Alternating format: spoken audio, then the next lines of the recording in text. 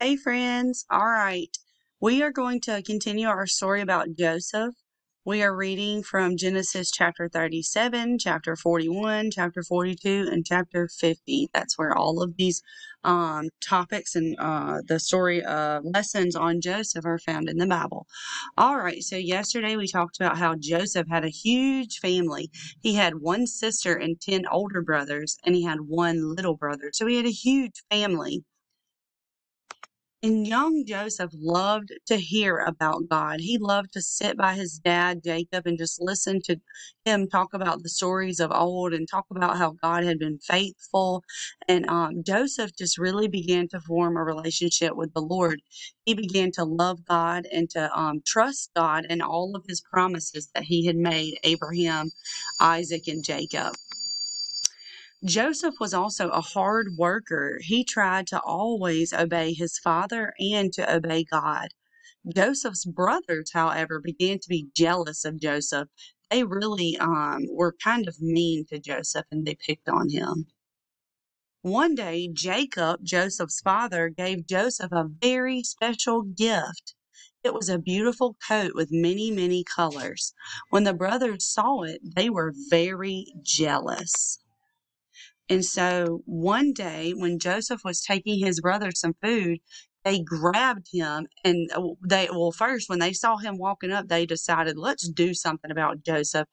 He's just a daddy's boy and he always follows the rules and it just gets on my nerves. Let's deal with him. I'm so tired of him, which is really sad. They should never think about their brother that way. But when they saw him, they were angry and they grabbed him and they threw him into a pit. They waited for some men to come by that were from Egypt and they sold him as a slave. Man, some of you think your brothers and sisters are mean to you, but man, Joseph had it bad. His brothers threw him in a big hole and then they sold him to they sold him to some Egyptian people.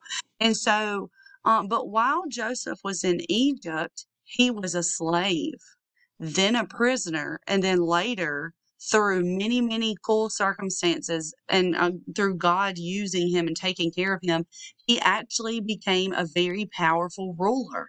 God was always with him. And so, first, he was sold into slavery, and then he came and worked for a man named Potiphar at Potiphar's house. And Potiphar's wife lied on Joseph, and he was actually thrown into prison. But then, years later, the Pharaoh, who was the ruler of Egypt, he had a dream, and no one could tell him what the dream meant. And the dream was actually about a famine that was going to be coming. A famine is when there is not enough food for people to eat.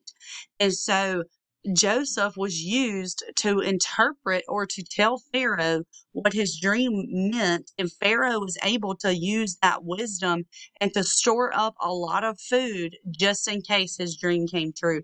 And so, though Joseph went through many, many things, God was always with him. We're going to find out what happens and on our last part of this story tomorrow. Bye, guys.